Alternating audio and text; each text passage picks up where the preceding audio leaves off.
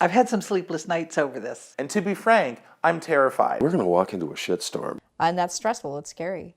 How are we gonna do this?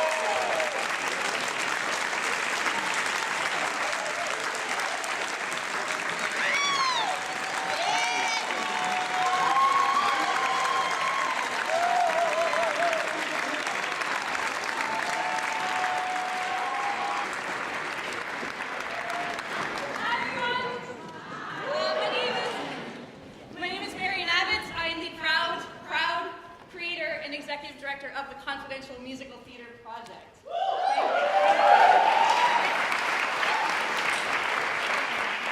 How many of you are here for the first time tonight? You've never seen one of these things. Wow!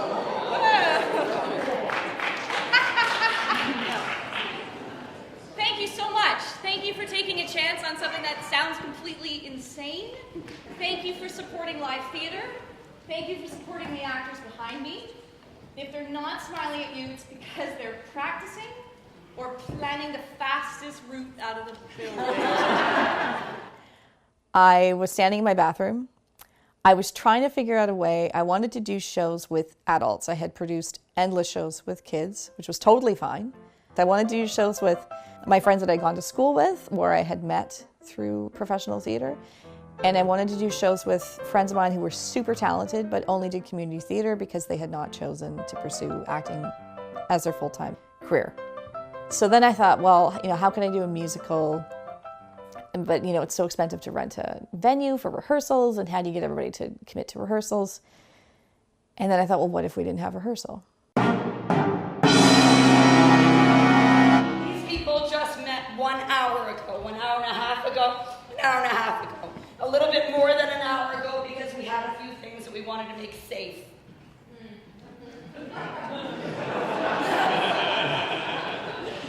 A little bit more. But they have not met before, they have not talked before, they have not interacted before. And the cast members are not told who else is in the show. And they are asked not to tell anybody the title of the show or their role in it. The audience arrives not knowing what the show is. It's a grand show, you're gonna love it.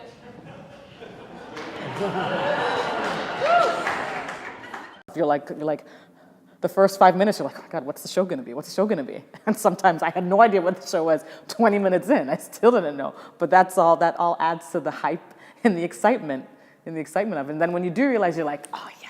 The hardest part of Confidential is not telling anybody what show you're doing and what role you're doing or what song you're singing. I just have to be like, it's gonna be a great show. Hope you can come. Our mandate is to pick shows that don't get done often, but should. So an example would be Sunday in the Park with George. It's really hard to get that huge Seurat painting, so people don't do it often. We then cast the show. We do not hold auditions, and we never will. All shows are cast via online submission only. So an actor can go on our website, they can upload their resume and their headshot. We cast the show, and we get the script and the score to the cast members. An hour before the show, the cast stands in a circle. In Toronto, I usually start and say, I'm Marion, I'll be playing the show today. And then we go around the circle. Okay, we're getting totally off topic. Hi! Oh my gosh! Ah! Okay, we're gonna do our circle of introduction. So I am Marion, and I'm going to be playing the piano today. Yay! Boom! Go! Who are you and who are you playing? I'm Rachel, and I'm the little girl. Woo! I'm Jack, and I'm the little boy. I'm Gordon, and I'll be Henson, Whitman, and conductor. I'm the other Gordon, and I'm Tate.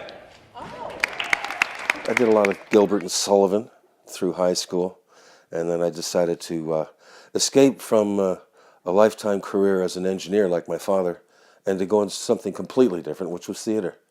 And I auditioned for University of Windsor Drama School, and 4 years later I got out, got my card, and it was a 23-year professional career. I did Les Mis for over 4 years, Showboat for 2. Showboat took me to Broadway, and I did Sunset Boulevard for a year with Diane Carroll.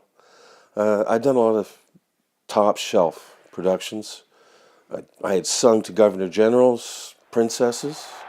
I even sang to a crowd of 52,000 rabid Les Mis fans at the Sky Dome. 17 years ago, I decided to give it up.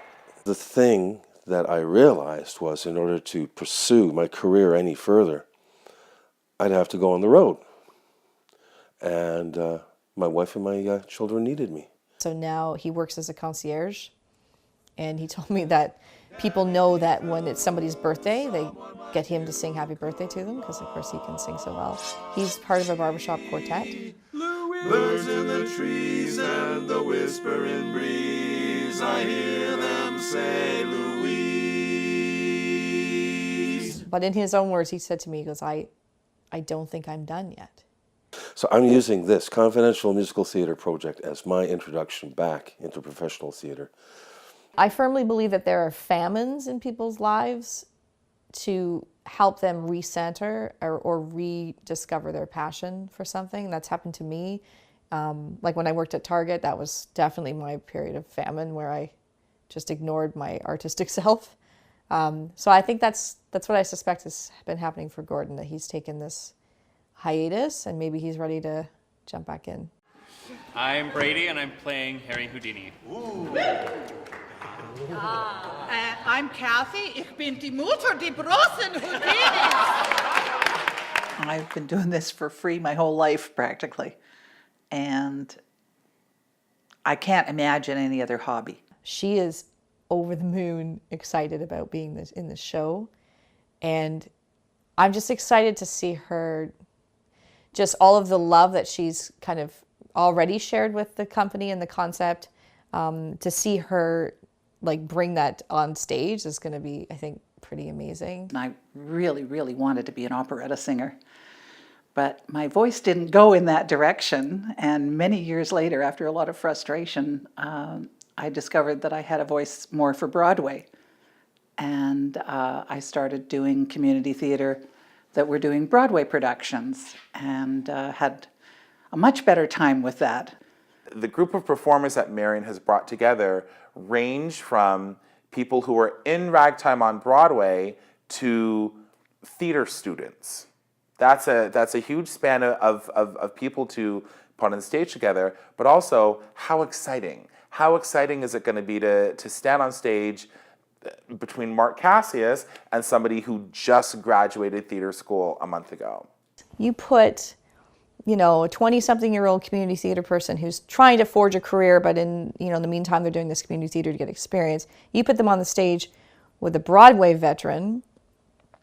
They're super inspired because they're on the same stage as this person and they got to shake their hand or exchange these lines, and that's so exciting. But then for the Broadway veteran, in talking to them, they're inspired by that initial passion that they once had when they started out. I'm Claire, I'm playing Mother. So Claire Lautier submitted. I was in the back seat of my parents' van. We were driving to Halifax. I clicked on her video link and her resume had come up and it said Juilliard grad, and I thought, oh my word, a Juilliard grad, like what? Those don't actually exist. So I clicked on her voice demo, and she has a beautiful voice. So her voice starts coming through the van, and my mother, sitting in front of me, says, well, I think she could handle a few solo notes in one of your shows. Yeah. Hi, I'm Joelle, and I'm playing Sarah. At first I was hesitant to submit. But Marion can be very persistent. Did Stratford, I did Cabaret and As You Like It, Fiddler on the Roof, and Tommy. Did Dreamgirls. There was a little mini tour that went around. It's the first time Dreamgirls was ever done in Canada. Now I get the chance to do this show in a role that I've never done before, so that's special. My name is Ryan Hines, and I'm playing Booker T. Washington, and I'm the Cole House Walker standby. Thank you, everybody.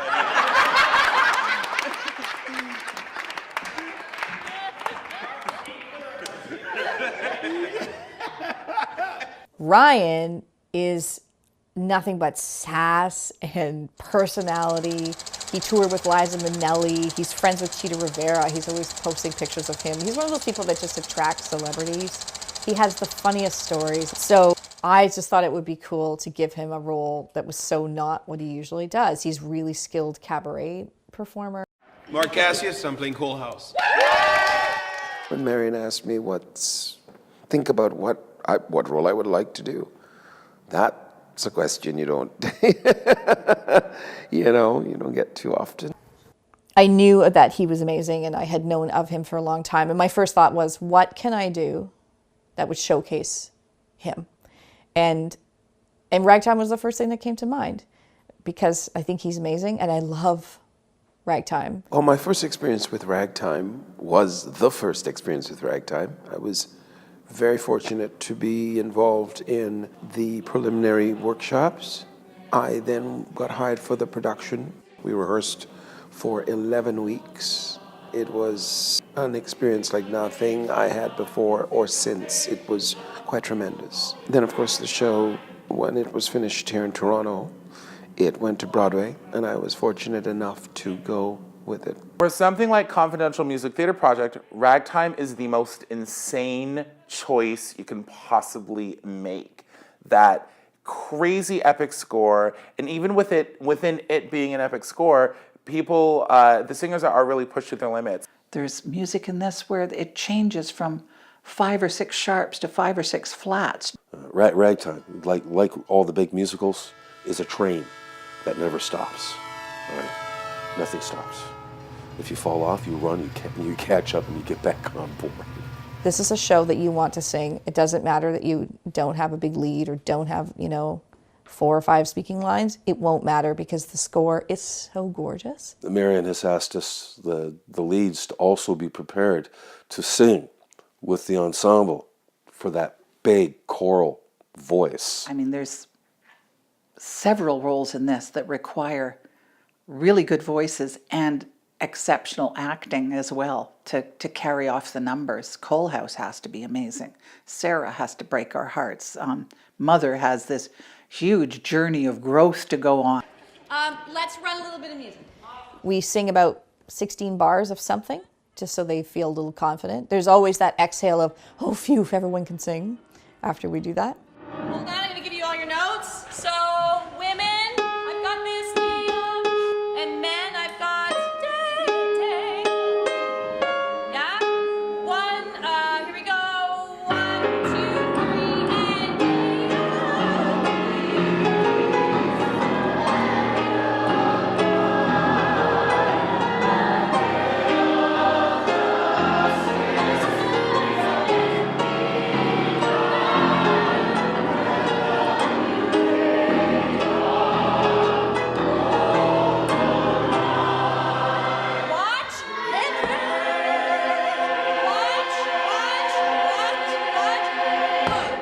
and then I'm going to cue the breath.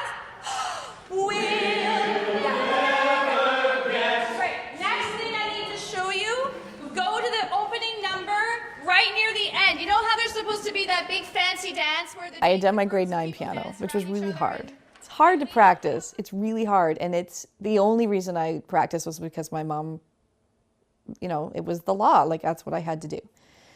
So I did my grade 9 piano, and I sat down on the couch, and I said, Mom, I'm taking a break from piano.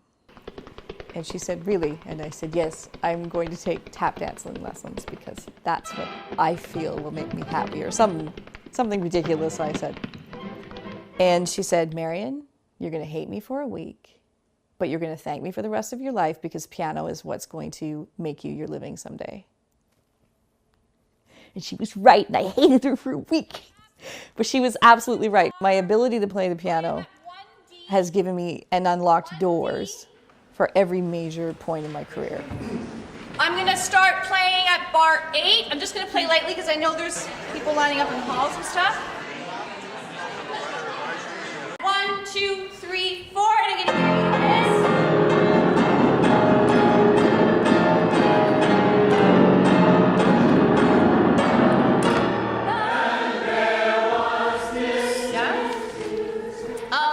I'm gonna go off and do a couple of things. I'm gonna leave you with Jackie. If I can see my 3 hats.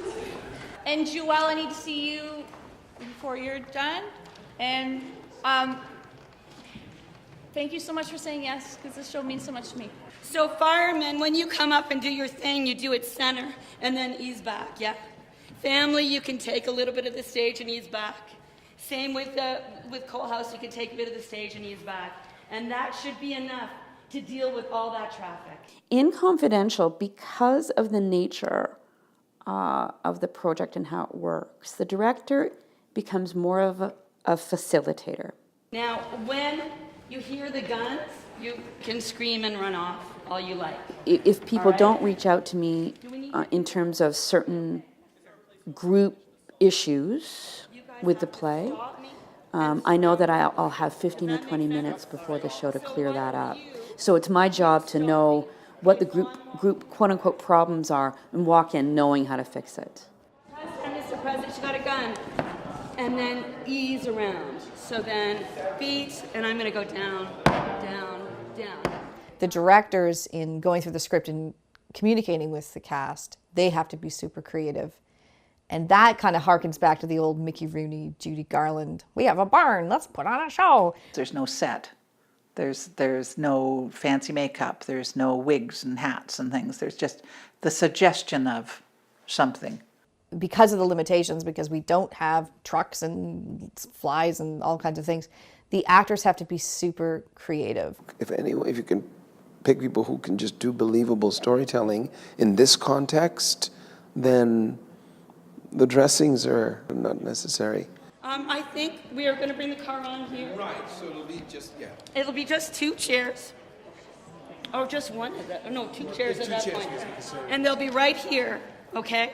We're presented with the problem of a car, which is an integral, central theme or metaphor within the show. She'll be on my right side, right? Yeah, so you can hear? Yeah. I know it sounds sticky. Bring the chair, put it down, sit, pretend. I'm always one of those people, whenever I'm doing a new show, whenever I get cast and I get the material before, I know a lot of it before the rehearsal process even begins. I'm kind of that person. So I like this format where it's on you, the actor, to just do what you do and bring it to the table and know your stuff. I kind of like that. And I think it challenges me to learn my music by myself, know where I come in, know where my notes, pick a note out of the air if I have to, and just make it all work. Oh, for Buffalo Nickel, I've had a request. So, Let me take it. yeah, you do it, because I can't talk anymore. After Buffalo Nickel, I will shout action. I want all this to happen. I want little vignettes of what you envision a silent movie is. I don't care if it's dancing, singing, arguing, playing, something. I want it to happen. Bam! Do it. 16 bars. Drop it and go. Okay? It's just create it. I don't care what it is. I just want to see. I don't want to see anything frenetic, but I want it urgent. All right? Whatever it is urgent. Meg, I need to talk to you. Ladies and gentlemen, my name is Martin Biot. I work with Marion on the Confidential Music Theater project. I'm the director of logistics. I've been in one of these things. I've been fortunate to have played Jekyll and Hyde in Jekyll and Hyde, and I can't tell you how terrifying it is, but it's also the most exciting thing that you will ever do in theater. I guarantee it. It's a theatrical experience, the good and the bad. I talked about, getting, as an actor, getting to use all of those tools that you've learned over the years all in one night. I liken it to jumping out of a plane without a parachute. You don't have the bonus of having all that rehearsal, so you really have to trust your other actors. You have to trust that they'll come with you when you say, come with me. Listen, And the big thing to do is to take risks. Take those risks. Make those strong choices that I know every single one of you can do. And that's going to make it an even more memorable experience for you. Something that is going to happen is that you're going to be so into your scene, especially these scenes, because everything is another intense moment after the next, right? You may be so into your scene and so into your character that your brain just deletes all knowledge of what note you start on. And that's completely fine. And I will vamp forever. I will pound a note. I will sing with you something. So don't worry.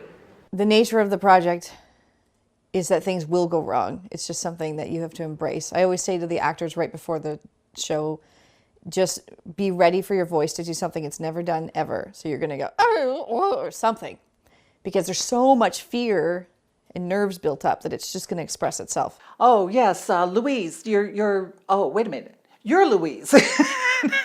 When we did Jekyll and Hyde, Jekyll, he actually ended up reading a location that was stated in the script, which was pretty hysterical. Like, I'm so upset.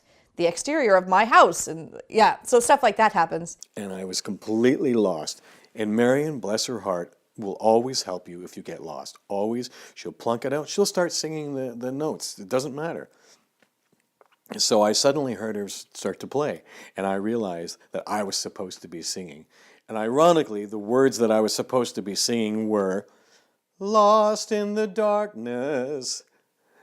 So I just sang that. The entire audience started to laugh because it was ironic that I literally was lost in the darkness, singing "Lost in the Darkness." It's working without a net, though. That's what makes this so different. Is that you don't have that security of having the rehearsal period where you've been able to work every little thing out. I've never heard of anything like this before, anywhere. It's a truly unique concept. The trick is never to live in the past, never to worry about what has just gone, all right? Oh, I screwed that up. No, forget about the past. Never worry about what's coming up. Oh, I wonder if they'll be there for this. No. Live in the moment, especially in this venue. Live in the moment. Find out what's happening right now and stay there because things will change. So when we did the very first one, the first line of Sunday in the Park is white, a blank page or canvas. And you heard all this. So cool. In LA, when they did Secret Garden, the piano opens with this chord, do-do-do-do-do, and the whole place, there's people applauding. That's really, really cool, just because that's such a musical theater nerd thing. We're going to play a joke on the audience. Yay! There's been so much talk of cats. So we are actually going to deliver. So, Jackie, I'll do my speechy speech. We have a big announcement to do. Jackie will do her speechy speech. She will sit down, and I will play the opening bars of Cats. Right? And what I've got 3 cats ready to go. They know who they are. You know there's going to be people that fall for it, right? So on behalf of Confidential Musical Theater Project, I thank you so much for being a part of this. And if I had a hat on, I'd be taking it off to you right now because I know exactly what you're all going through and you're going to rock it and they're going to love this show. Thank you so much. It usually takes me about a week to fall in love with a cast, but I already love you. You guys are super awesome. Go out there and kill it, okay? Cheers. Coal House followers. I am feeling nervous and excited and just hoping things go well, and I've copied out enough of my music that I don't go crazy.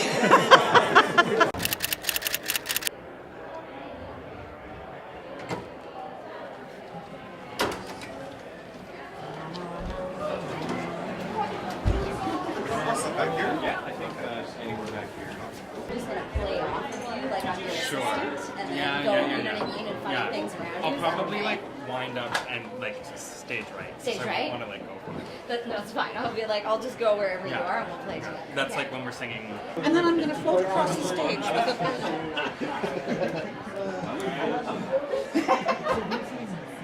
If I thought I could get away with it. When I say, when I say up your alley, can I then I come in? Nobody can bring their ego on stage because it's too scary and you need each other so desperately. So it's freed of that. Because everybody's doing this out of love. There aren't no major paychecks coming here. Everybody is on that stage because they want to be on that stage. And so they're going to work even harder to make it come off.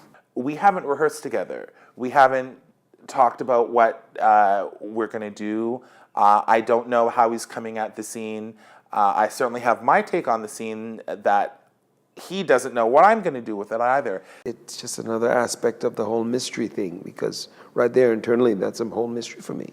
What's actually going to happen when we sing the duet? We're going to discover in the moment how we sing together. We're going to discover in the moment the timing of the words and the music. And that is also what Confidential is all about.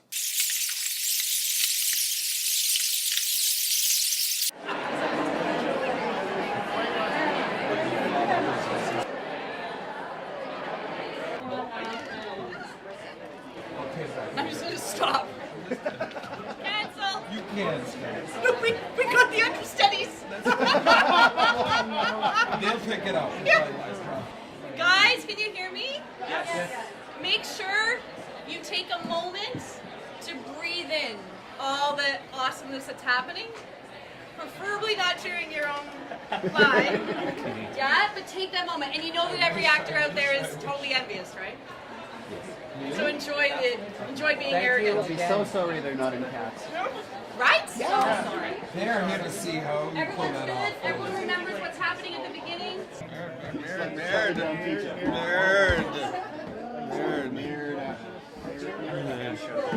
Okay, guys. Okay. Remember to hide the script. Cover up your scripts. I've been so loud. We have scripts. Thank God. I love this part. I'm gonna do something. I love this part. I love this part.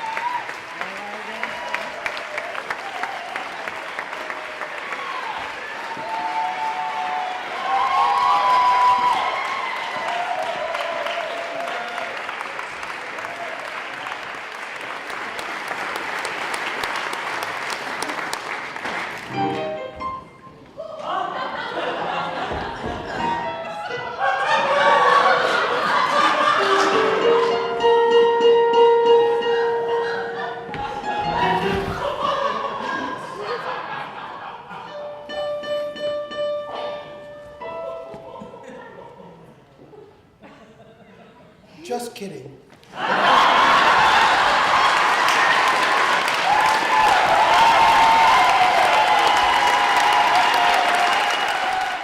There's always an amazing electric moment. So we don't announce the show. So when the audience comes in, we don't say, and now we will perform The Sound of Music. With something like Ragtime, as soon as like da da da da da da starts, it's gonna be nuts.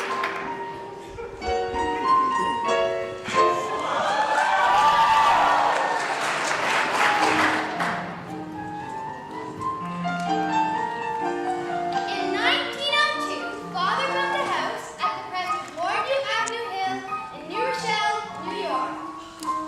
And it seemed for some years thereafter that all the family's days would be warm and fair.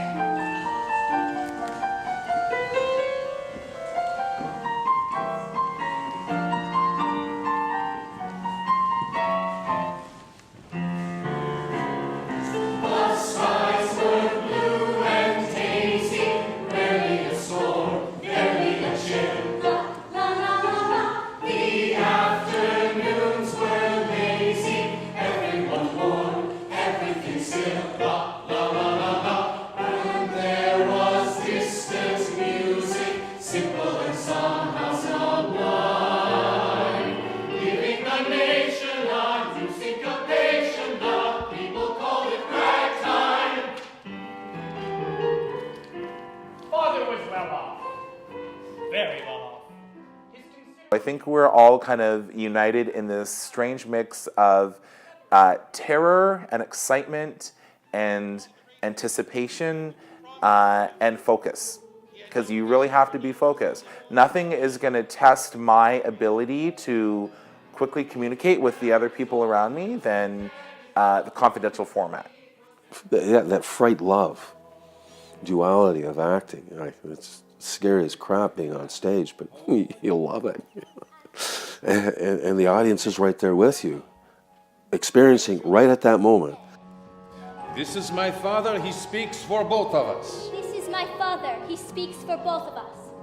Is that other ship going home? No. America is our home now. America is our shtetl. America Leben. Look, someone is waving. Where is he going? He's a fool on a fool's journey. You depart on a ship from a country like this. Why on earth would you want to be leaving? Was it something you lost that you suddenly miss? Are you angry or suddenly grieving? Do you see in my face what you've lost, sir? Do you mourn what you see here? Or the death ship we sail upon? I don't think I would have, in the professional world, ever been offered the role of Tate. I guess it just doesn't fit my physical type. When I saw Tate, he was a small, fragile man. Well, I'm big, all right. It's going to be more like Fiddler on the Roof. Here's Ted. Hey, there you go. Huh?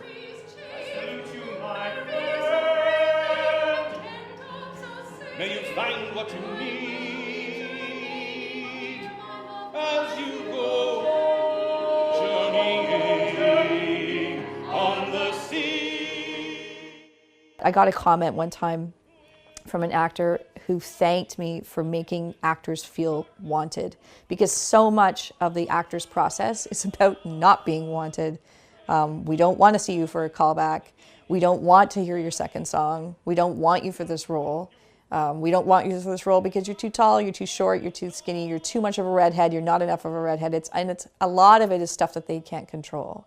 So we try to, in our entire process and in our mandate, make actors feel valued and use them all. As a joke, I wrote to Marion and Blair and Jackie, their director, that wouldn't it be funny to cast me as one of Evelyn Nesbitt's chorus girls?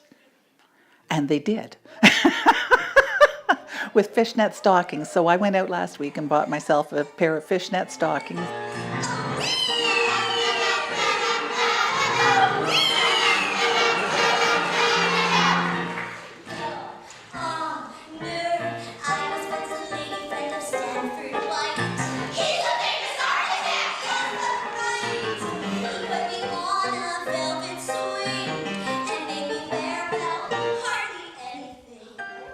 There's a handful of people that I always say, well, why should I come and see something that hasn't been rehearsed? I don't know who's in it. I don't know if it's a show I'm going to like. There's 100 reasons why you shouldn't go, for sure. I think if you don't know anybody in it and you're not really a musical theater fan, you should come to be inspired. And you'll be inspired by the bravery of the people on the platform. If you don't know anything about singing or acting, you can't help but be impressed and hopefully inspired by how much courage it took for them to say, all right, I'll get up and make this up on the fly. Because that's not something that we see often on a stage. And it's so, that can be something that can be carried into any aspect of your life.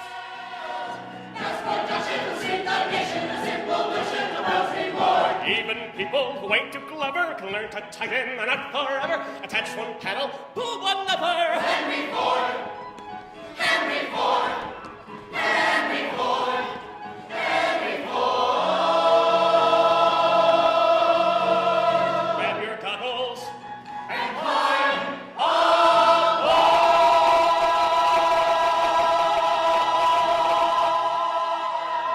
Ready, Lord.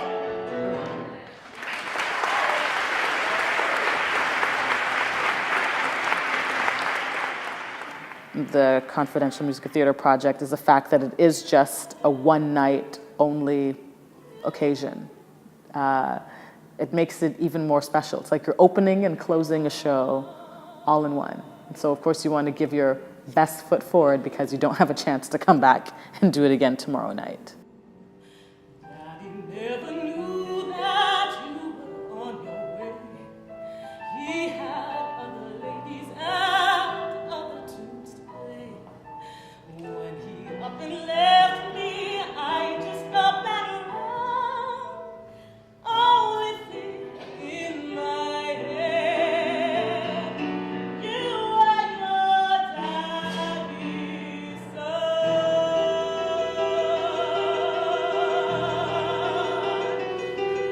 Playing a confidential show is exhausting because you're on the jump all the time. You're ready for whatever happens. So that can be anything. An actor flubs a line, they want to go back, or they skip an entire verse. What are you holding? Oh.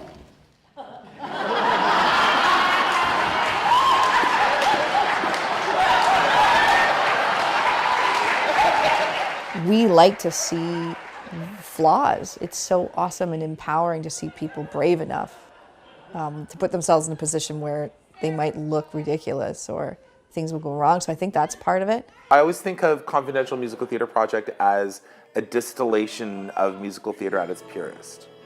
I make a joke and I like to say it's like a swig of 100 proof musical theatre.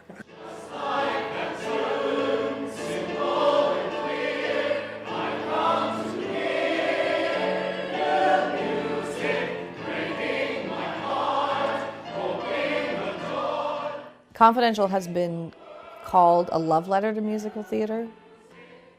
And I guess it is because it's nothing but musical theatre. Like, we can't hide behind fancy choreography or phenomenal lighting. It's nothing but the writing.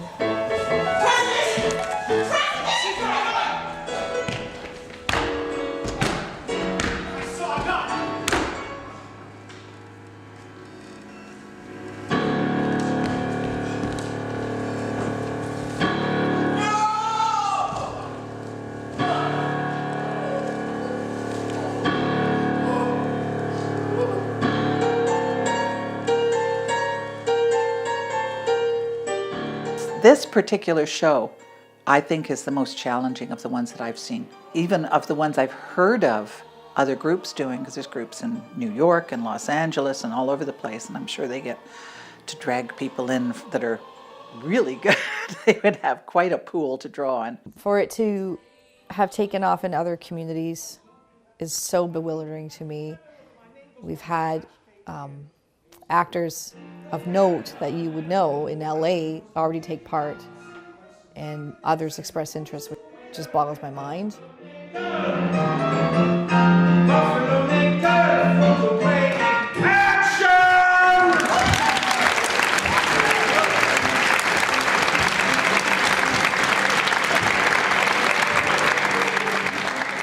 Well, for me, one of the brilliances of Ragtime is the way it weaves together Terrence McNally's book and the fabulous Aarons and Flaherty score. It weaves in and out from dialogue to music, jumping ahead in time, jumping back to real time. It's really musical theater at its best.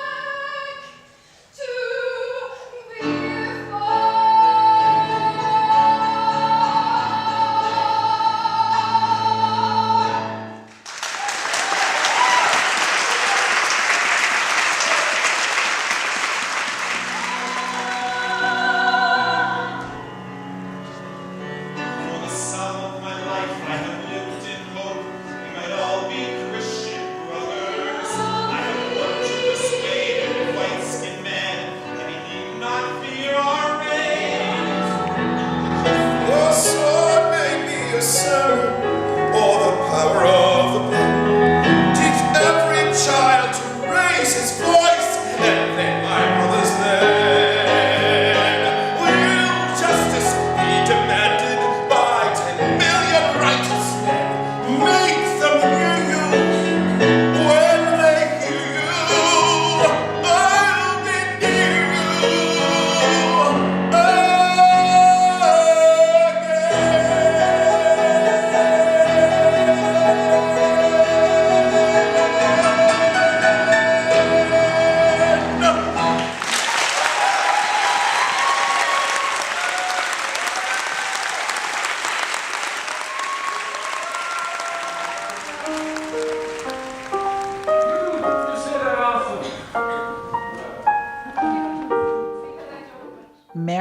is absolutely the star of this whole thing. It is her baby, it's her idea, it's her concept.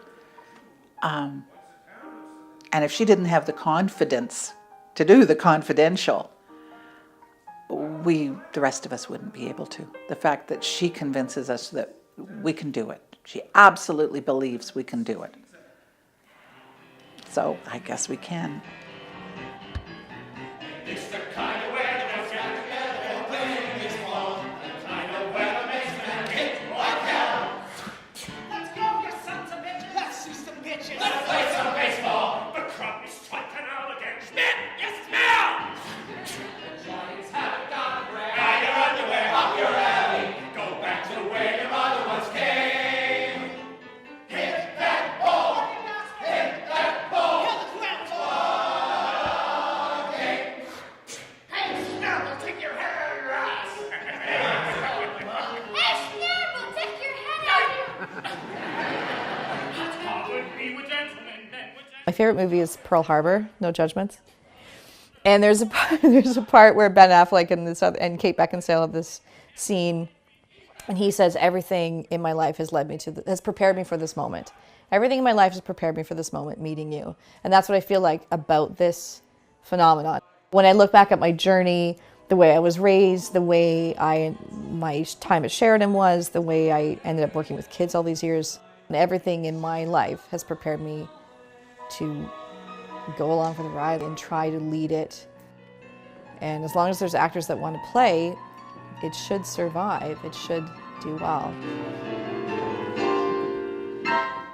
Let's go away to Atlantic City. Let's feel the wind in our hair.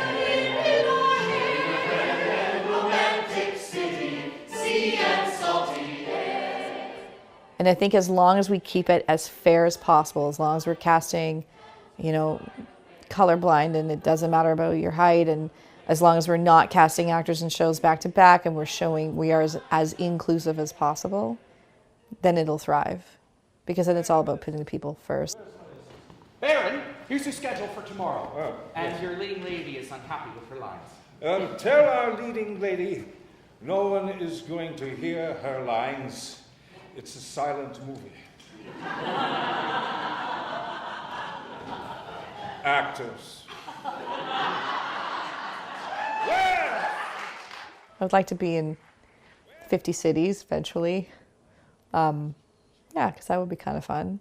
I would love to make enough money to truly employ people, especially actors who have time to do part-time work, whether, searching for performing work. That would be, to be able to pay them a serious wage would be such a joy, such a privilege. That would be amazing. And as long as I get to play a lot of the shows, then that's my artistic self satisfied. I never want to be in one. Somebody asked me that recently. I'm like, no. I'd rather support from the piano. So I think that's it.